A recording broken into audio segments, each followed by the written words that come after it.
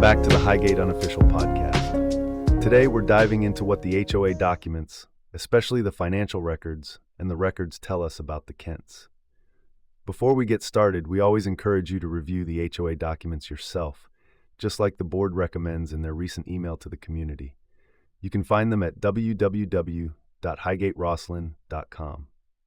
Before we dive in, we want to start by thanking the several homeowners who volunteered to assist us in reviewing all the available HOA documents. The documents are, to put it politely, less than well curated.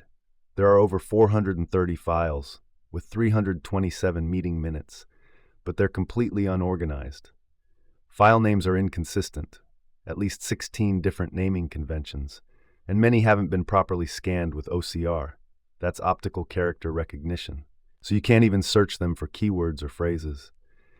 And to make it worse, document types aren't sorted either. Meeting minutes are mixed with audits, draft documents, and annual budgets, none of which consistently cover the HOA's history since its founding.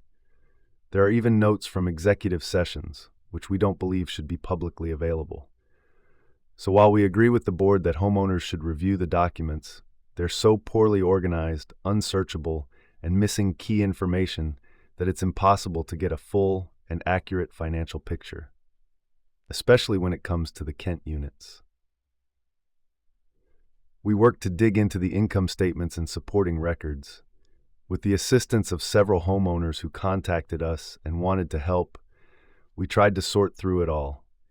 Yes, it was difficult, but we rolled up our sleeves and got to work. Here's what we were able to uncover. Kent-related costs would, we believe, be captured in these accounting codes. FIF 4400, Common Area Maintenance. FIF 6000, 56100, Garage Maintenance, Common Area. 56100, Garage Maintenance. FIF 6022, Garage Repairs Maintenance. FIF 610, Security Specific.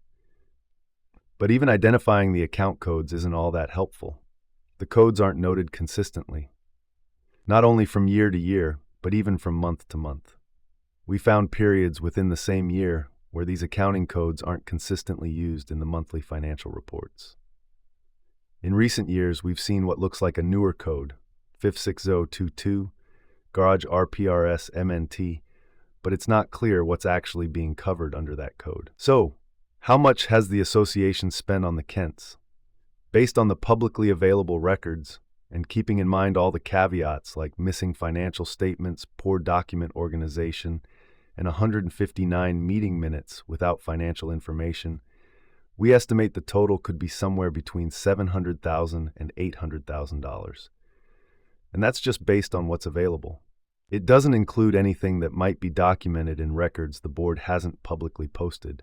We encourage you to review the documents yourself to see what you come up with, because this is simply our best estimate given the information we have.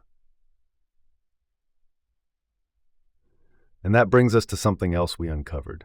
Concerns about the cost of the Kents are not new. Records from 2022 indicate that a homeowner requested an accounting of what the board has spent on the Kents. Here's the text from the meeting minutes. Connie has not yet prepared the Kent expense report, which a homeowner had requested, but will aim to have the data for the April board meeting.